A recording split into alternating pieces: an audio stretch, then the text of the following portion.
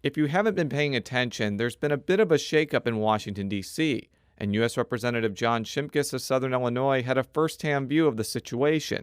The Republican joins us next on another edition of Politically Speaking. 9, 8, 7, 6, 5, 4, 3, 2, 1. I think that is fair to As I say. say, hands to kiss and babies to shake. But I think my record speaks for itself. That's a really good question. Hello and welcome to the Politically Speaking podcast. I'm your host, Jason Rosenbaum, a reporter with St. Louis Public Radio. Joining me in studio is Joe Mannies, also of St. Louis Public Radio. And making his second appearance on the show, we have as our special guest Congressman John Shimkus from Illinois. I always love having Illinois people on our show because, as many people know, I'm a native Illinoisian. I grew up in what is now Robert Dole's district, Mark Kirk's district, Brad Schneider's district. The Gold Coast. The Gold Coast, which is which is way far away from here. Yeah, just give a quick reminder of where your district is before we start grilling you on issues. Okay, I'm a lifelong resident of Collinsville, Illinois. Fortunately, in the redistricting, I kept my house in the district. But the way I explain it is, if you go to the Illinois-Indiana line and find the community of Danville, 33,000, Yes. that is my largest community, and that's the farthest north I go for the most part. And then follow the border down to Kentucky to a town called Metropolis, home of Superman, of course. Superman. And then, so that's the northern and the southern boundaries. Then you would cross into Kentucky. And then if you go back to the center part of the state, or where Illinois 70 crosses the Illinois-Indiana line, a town called Marshall, and take 70 all the way to Collinsville, that's my district. So how many square miles is that? That's Oh, huge. square mileage, I don't have that off the top of my head. It's large. It is 33 counties out of 102. Yeah. So I I represent mean, parts. that's gigantic. It's probably the size of a small state. In It many is respects. definitely the size. It's larger than Rhode Island, you could probably I think it's the largest congressional seat east of the Mississippi. Well, that is amazing. You should definitely brag about that more often. So we want to talk about the shakeup that happened in Washington, D.C. recently. For those who have been living under a rock recently, John Boehner resigned as Speaker of the House. There was kind of a strange leadership scramble, and eventually Paul Ryan became the Speaker of the House. And this was amid a huge fight over the debt ceiling, budget, just a number of things that were going on. There was a noticeable split within the Republican Party. So we want to know kind of, you had a front row seat to all of this. What was kind of your perceptions of this kind of, I don't want to say shocking turn of events because It's not as shocking as the Royals winning the World Series. yeah, but just this turn of events basically. Well, it was. I appreciate my constituents for allowing me to be in the room, right? Because I'm only have that seat because they elect me and send me back to Washington. So Paul Ryan eventually, and I think the stories are accurate, agreed, after we pulled him, kicking and screaming to consider being the Speaker. I think he's the only one who could help us bridge the divide between the rank-and-file conservatives and the far-right conservatives, the Freedom Caucus, who are to some extent sometimes chaotic in their approach to governing. Paul has a good brand from being a vice presidential candidate, his work on taxes and his ability to articulate how conservatism is helpful to the everyday American citizen, and if you want to be able to achieve and grow and, have a job, then conservative principles. So he was the right guy at the right time. I'm not sure anybody else could have been able to help unify us, because the outside groups were just ready for the next person's head to pop up. It was like whack-a-mole, and they would smack them. And these are our own. I mean, these are our own folks who are. I was going to say, because there was even some complaints from some conservative groups that Paul Ryan wasn't conservative enough, I guess because of his views on immigration or maybe some of his other votes. But, people on the other side of the spectrum have said that he might be one of the most conservative speakers of the House in history. Yeah, basically. Phyllis Schlafly was very outspoken against him. So what did you kind of make of the fact that a person who was once held in very high regard by many conservatives was being essentially bashed over the head like a piñata by the some of the same groups, essentially. Yeah, I think his vote total eventually from the conference and then on the floor showed that he's still viewed very highly by conservatives. It is, again, the outside groups who are influencing some members and it's very curious. I mean, I think with a lot of us, if Paul Ryan's not good enough, then really who is? And the answer is not very many people. So all I know is I think we put this behind us now until the end of this Congress, and we have work to do. Speaker Boehner did a pretty good job clearing the deck for Paul. Although you voted against that budget deal, so I did, yeah. I was interested in your take on that. Well, there's three provisions that I had concerns with. One is you're raising the debt again from $18 to $19 trillion. Eventually, you really got to stop doing this. I mean, we're still deficit spending. We had a budget agreement that capped discretionary spending. It was working. The president wouldn't sign any bill unless it broke the caps, and this is the budget agreement agreed to break the bust the spending cap. So that's the second reason. The third reason is it was put together pretty quick, within the last week of the speaker's tenure, and to his credit, he did some entitlement reform to help offset some of the pay fors, but he also went out after the Farm Bill, which was recently passed, and went after a couple $2 billion in the ag insurance process. And, of course, people know my district, 33 counties in southern Illinois, corn and beans and pork, and it's really the livelihood of my congressional district. And so the agriculture community was outraged. Without using too much hyperbole, this seems to be like the 30th budget standoff that's occurred during the Obama presidency. It really isn't the 30th, but it is. There have been a lot, and they all seem very predictable at this point. It seems like at some point there's going to be this chaotic free fall into oblivion, and then suddenly there's a last-minute deal that, kind of puts it off for a few more months. Why do you think it keeps ending up being this way, and do you think it's going to continue after Obama leaves office? Well, a point about the current budget deal that was agreed upon now, it is our hope that it'll allow us to return to regular order. Yeah, because it doesn't mess with the debt ceiling until March 2017. Well, and not only that is, now that we have the numbers aligned with what the Senate and the House and the President, so the overall numbers are set, now we can go back and finish the spending bills that we need to do until September of next year. That's this first, and then we have the numbers for the next spending bill.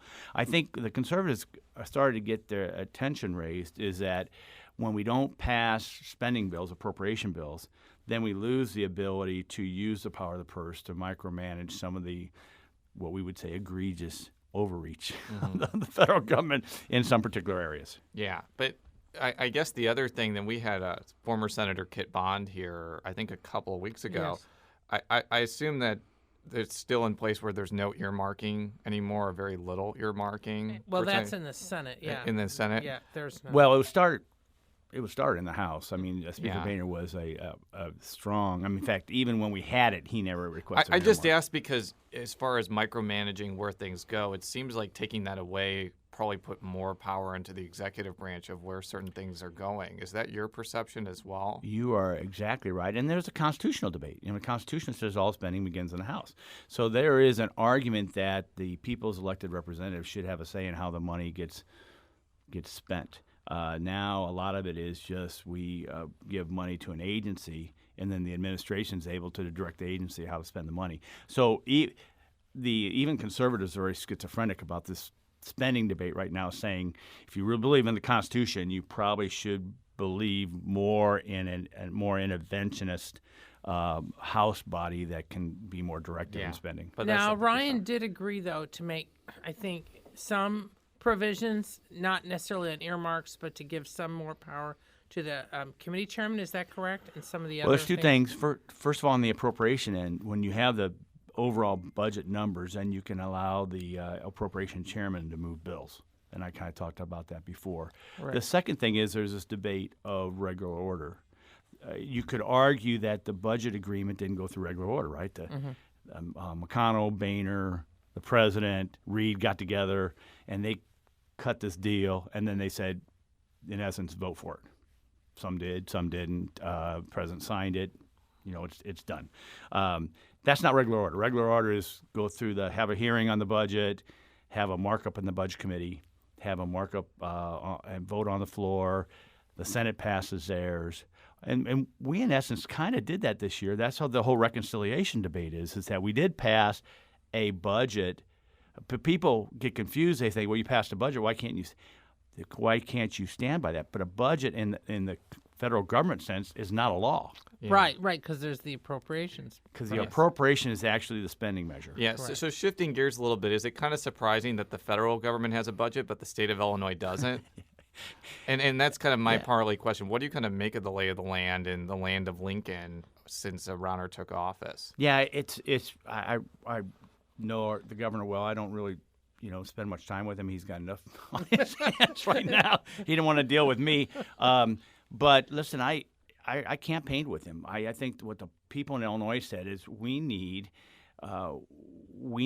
bipartisan leadership in Springfield. In other words, they'd experienced Democrat control of the House, Senate, and the governor's mansion, and we're in no better position because of that. So they gave Rauner a chance to as maybe be the adult in the room. Well, he's trying to get some major reforms to let Illinois be competitive again.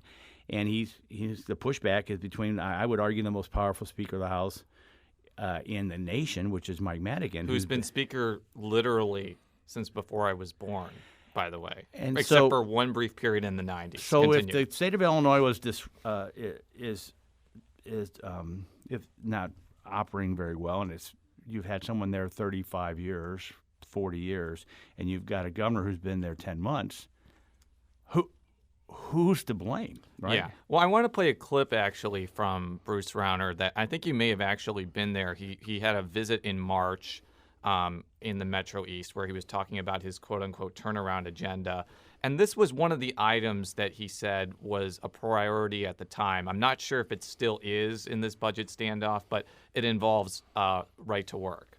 We do not need to be a right-to-work state. I do not support Illinois becoming a right-to-work state. However, we do need to make Illinois on the list. There's a list of states that are right-to-work, and there are a list of states that are closed shop. Many companies, many corporate employers from around America and around the world will only look to expand or move to open, flexible states. Illinois is not on the list of open, competitive states. We need to get on the list. To do that, we just need a few counties or a few municipalities to decide to become open employment flexible areas. So there's a reason I played that clip, not necessarily for you to comment on the policy, but on the strategy. And so Illinois has a legislature which is a supermajority Democratic majority. So the chances of getting any sort of right to work, let alone right to work by city or county, are probably negative 1,000, to be quite blunt. And for comparison, there is a supermajority Republican legislature in Missouri. They did pass right to work, but they couldn't get it over a legislative veto. The governor's veto. So my question is it just kind of a miscalculation for the Republican governor to propose something like this when it really has no chance of passing and using it as a leverage point to get the budget done? Yeah, first, I think he really believes that. Mm-hmm. So I think that's kind of a core value of his. But I do think it's an over calculation. Love it, like it or not, Illinois is a kind of a labor state. Mm-hmm. I mean, I think you highlighted with the elected representatives and senators in the state.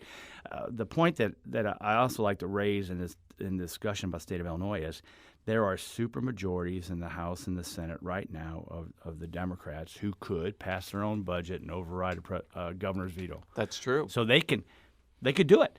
So the question is, why aren't they? Is it because that budget would have to include a tax increase potentially? Because there was a tax increase that expired. That's correct. And it was actually a very large tax increase. Right. It was not an insignificant one. Right. And I think that's pretty much the reason why there's a hole in the budget. So is that kind of the reason they don't want to kind of get the blame for that, essentially? I'm sure you'll bring in some Democrat state reps I'm and state sure senators, will. and you can ask them. I do think, in my simplistic view, Sure. I do think that if they would get to a table and the governor would say, I'll reinstate that tax increase if we promise not to spend more money and we get some worker comp reform. Yeah. I So- think that's a deal that should be able to be struck. Now, as a congressman, and of course you're in Washington, and I've asked some of this of Republican congressmen over here, conversely, where you see a lot of turmoil going on in your state at the same time you're dealing with a whole different set of issues in D.C. Does the turmoil in Springfield affect what you're doing in Washington or not? I mean, as far as you as a member of Congress from Illinois. That's a great question. First of all, I think it makes Washington look a little bit better right now than usually. We're the ones that are dysfunctional, and now Springfield looks fairly dysfunctional. So, but there are issues that in this turmoil right now, we're dealing with the long-term highway bill. Yeah. It's very important, and because that's passed through from the state, our projects need to be on the Illinois Department of Transportation 5-year plan. The other thing is healthcare costs. And the struggle because the state of Illinois, because of Medicaid, and it's a 50-50, they manage that program. They send when they're not paying the bill, and I deal a lot in healthcare public policy, that just puts more pressure when these healthcare folks, and they could be disease groups, they could be Medicaid, they could be the hospitals, physician groups, they're looking to us to try to help balance their books when it's really a dysfunction of the state. Now, has Medicaid expansion been a plus or minus for Illinois in your view? Oh, that's a great question. I think that I think the jury's still out because we still have a lot of uninsured, and we still have more people using the emergency room. And the hospitals thought that emergency room use would go down, and it's actually gone up. Yeah. Really? Why? I think that this medical home and the ability of family practitioners, internists, to be able to hook into the healthcare delivery system. Now we're on the third year of the enrollment process. We'll see. Costs are going up. You've got deductibles and co-pays going up. And we'll see. I think enrollment numbers are going to be they're going to be down this year and really a third year where they should be up. Now, I wanted to also turn to something that is kind of in your wheelhouse, the NGA project. As For our listeners, NGA stands for? National Geospatial Agency, I think. Yeah. So right now it's basically between two sites, North St. Louis and Scott Air Force Base. And I want to play a clip from Mary Ellen Ponder, who's the Chief of Staff for Mayor Francis Slay, kind of giving her take on why this facility should remain in St. Louis proper.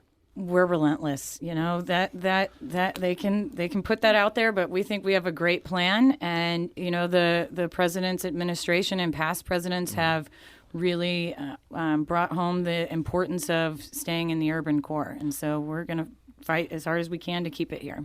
But I imagine, though, that Illinois officials are fighting as hard as they can to possibly bring that to Scott Air Force Base. Is that a fair assessment as well? I think it's a very sure. I think especially my kudos to the local community, St. Clair County, they've always been kind of forward in the foxhole as far as looking at how they can be competitive. If this is a debate about return on investment, dollars saved, security, and national security, I don't think there's really no debate.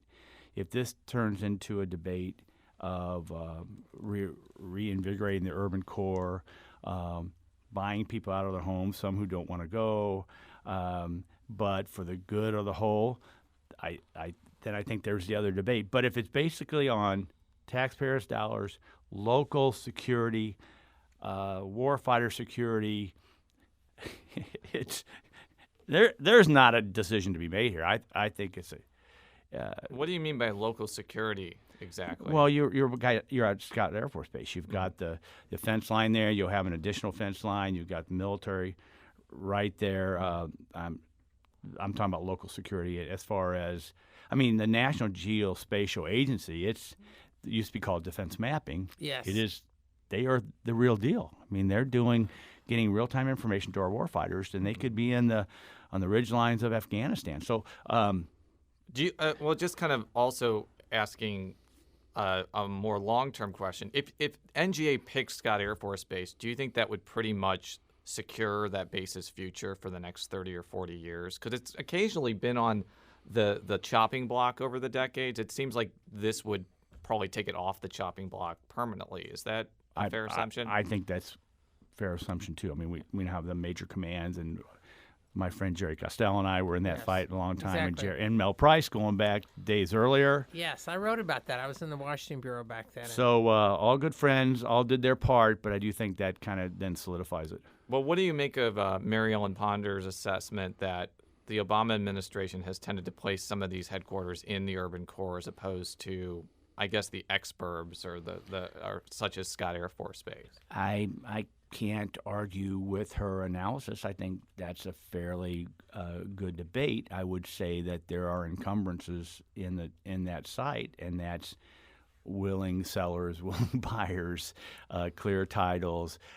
There's a huge additional cost that you do not have over in St. Clair County. Because I guess you're building the St. Clair County site basically on a field, essentially, as opposed to having to build it in a urban footprint. That's my assessment. That's exactly right. And the interchanges are already being developed for easy access to that facility. Now, we saw last week that the St. Louis area leaders are united on this, the mayor, the county executive, the congressman. Would you say that the Illinois side is also united, maybe with the two senators, the congressional delegation, the local delegation? What's kind of that unity like right now? I think we're 100% unified, and I bet it could even get Governor Rauner and Mike Maddox unified. That might be what brings them to the table. Might they get involved at the end in the wooing or not?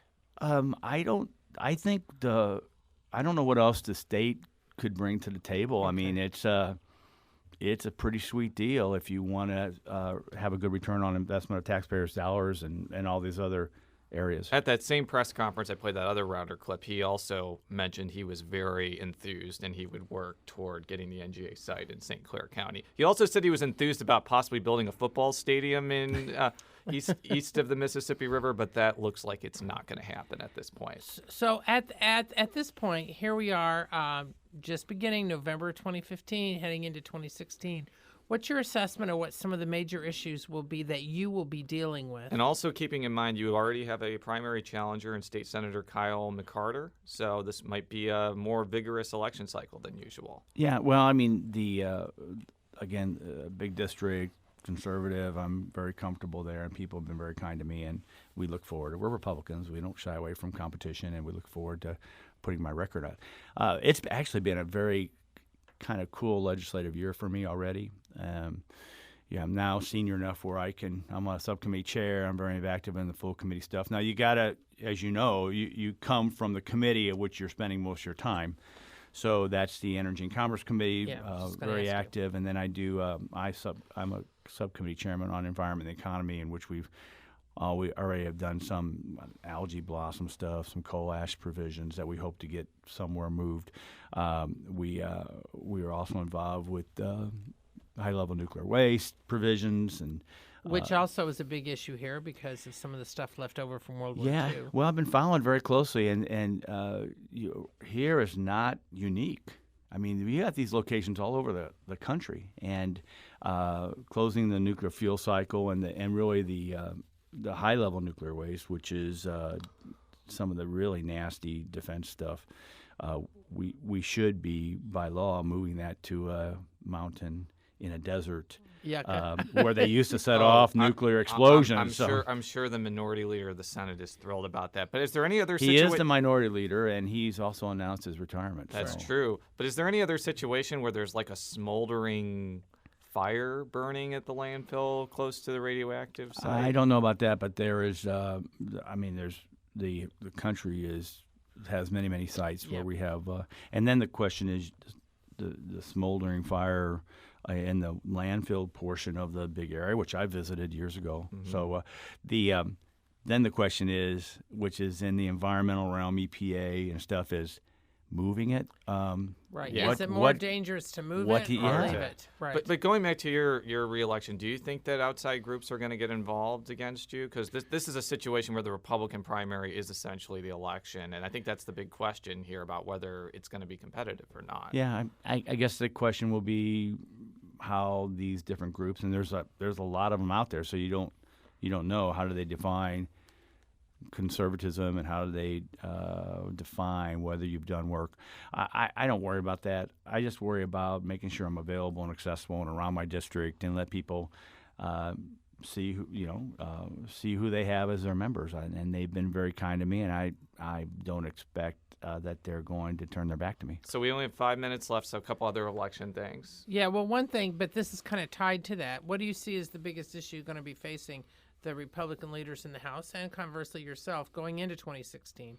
And, of course, that does affect the politics as well. Well, that's why I think Speaker Boehner did a great job for Paul, because I think a lot of it, how this would be portrayed in the presidential line of whether we can actually operate. Are we dysfunctional? Can we pass a budget? Can we pass spending bills?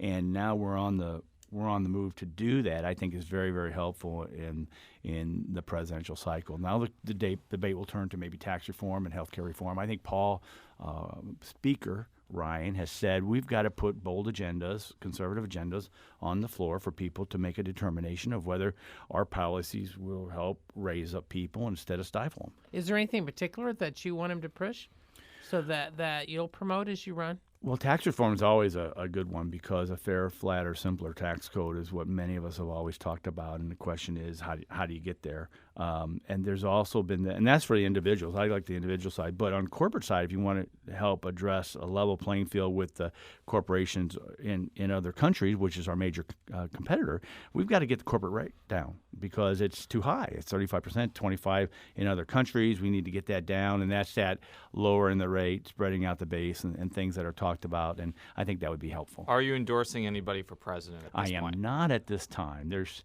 too many out there. So you're not a Trump supporter yet? I have no endorsement to any candidate right now. Yeah. So now on this side of the state, in Missouri, most of the members of Congress have been backing Jeb Bush. Do you think, if you're not endorsing anybody, do you plan to stick that way, at least till your party picks a nominee? And B, does the fight within the Republican ranks affect, as you are trying to run for re-election and you do have a primary rival, does that affect things or trickle down?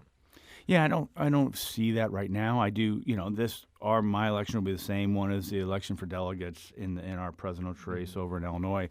So, there'll be people being pulled to the polls one way or the other to vote in that, and so if there's a spinoff there or not, I'm not sure.